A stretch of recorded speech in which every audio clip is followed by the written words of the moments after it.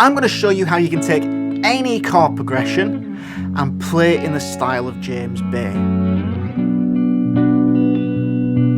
And also use this idea to make other guitar parts that you can use if you're playing with other people.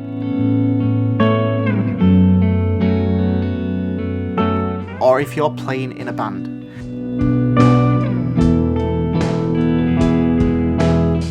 So let's get cracking. This type of guitar part has been used countless times by many artists over the years, but of current artists, James Bay is someone that is frequently using this style when he's writing his songs. So to play in this style, we're gonna need to be making guitar parts that only use 2 notes to imply each type of chord in a progression. So we need just a few basic chords to learn and to understand how to do this. So I want us to take the open E major chord and the open E minor chord shapes. Both of these chords start by playing the open E string.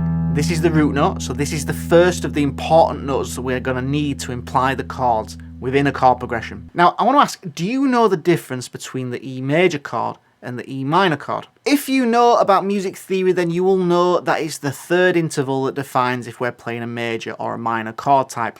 But we really don't need to get this technical here. If you want to know about the music theory behind this, then you can check out my Basics of Music Theory lesson series. The difference that I want to visually demonstrate here is this one note. So if we play a major E major chord, the first finger is on the first fret of the G string. If we then take off this first finger off the G string, so it's now played open, then we're playing a minor chord.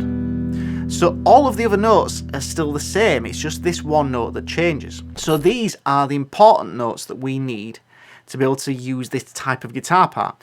If we play just these 2 notes, so just the root note, and then this one note that we can change to make it major or minor, we will be implying the chord types. And I want to show you this. So if we put a capo on the guitar, so let's say on the 5th fret, and we play the same shape, so the E major shape and the E minor shapes, we aren't actually playing E anymore. We're now playing here at the 5th fret. The 5th fret is now our root note on the E string. This 5th fret is the A note, so A is now our root. This shape with the first finger on the G string is major, and with off is minor, so that's an A major chord, A minor chord. Now we only need these 2 notes to imply a major or minor chord type. But obviously we don't need a capo to do this, we only need to play these 2 notes. I just wanted to show you it with a capo so we can use this as like a visual reference so you can see the shapes that we're taking this idea from. So let's take the capo off and play the same 2 notes. So if we play the note on the E string, it's the root note. If we play the G string 1 fret higher, it's going to be a major. If we play the G string on the same fret, we're playing minor. So if we use this 5th fret as our example, 5th fret is our example key, which is A now. And the 6th fret on the G string means we're playing an A major chord type, or at least we're implying an A major chord type. If I move that back, so now it's on the 5th fret, A minor. It's really that simple. So now we do have a simple major and a minor shape that we can move around the guitar neck. And as long as you know the root notes that you're playing, you can play any major or minor chord type. If you don't know the notes on this string, on this E string, I provided a sheet with all of the info that you need for this lesson. You can get that for free from the link in the description box below. So here is my example chord progression, but you can try this with absolutely any chord progression that you like. So the chord progression I'm using for this example today is A major, F sharp minor, B minor to E major. So find the root note first and then add the major or the minor note to imply the chords of the chord progression. So the first one we've already done, A, is at the 5th fret. It's a major, so a G string at the 6th fret. F sharp is at the 2nd fret, and it's minor, so we're playing the 2nd fret of the G string. B is at the 7th fret, and it's minor again, so it's the same fret, so 7th fret on the E and 7th fret on the G string. With the E major, it's an open E string, because that's our root note, and it's the 1st fret of the G string to make it major. But I've also added a sus4 chord type here, as just because I like the sound of it, that's all. Within this progression, I think it works really well. So I'm not going to go into suspended chords in this lesson. If you want to see a video on sus chords, then please let me know in the comment section below. But when we're playing the E sus4, it's the open E string, because that's the root, and we're playing the 2nd fret of the G string, and then we go to that major. Before moving on to this next section where we're going to be doing the same idea but using the 5th string root, I want to give you a quick bonus tip that sounds really cool with this as well, and that is going to be to add open strings to these types of guitar parts. If you do add open strings to these guitar parts, I just want you to be mindful and be careful that the open strings that you choose to use will work with the chords of the chord progression that you're playing.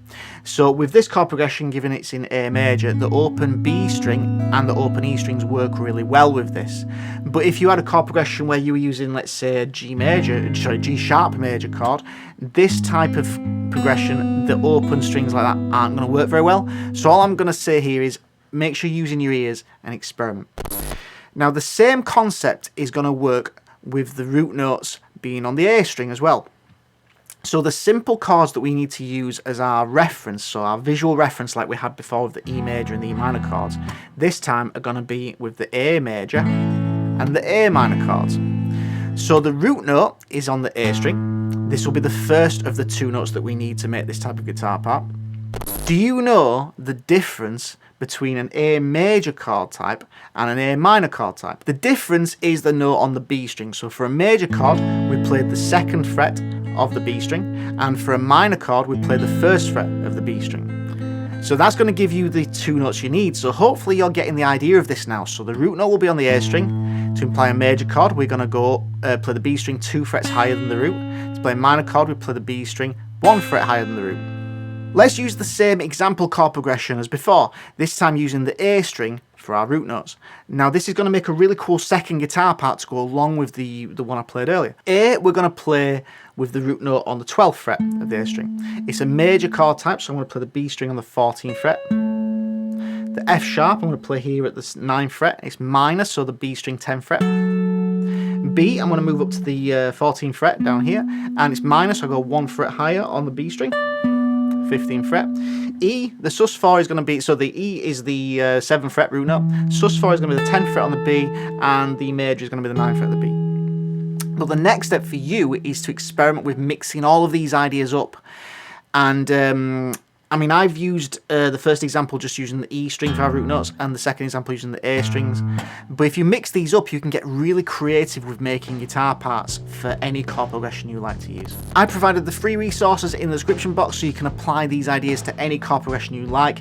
I've also left the tabs and the backing track for you to download for the piece that I've made, so if you want to learn that, you can do as well. If you have any questions, then leave them in the comment section below. Please like the video and subscribe to the channel, and I will see you next time.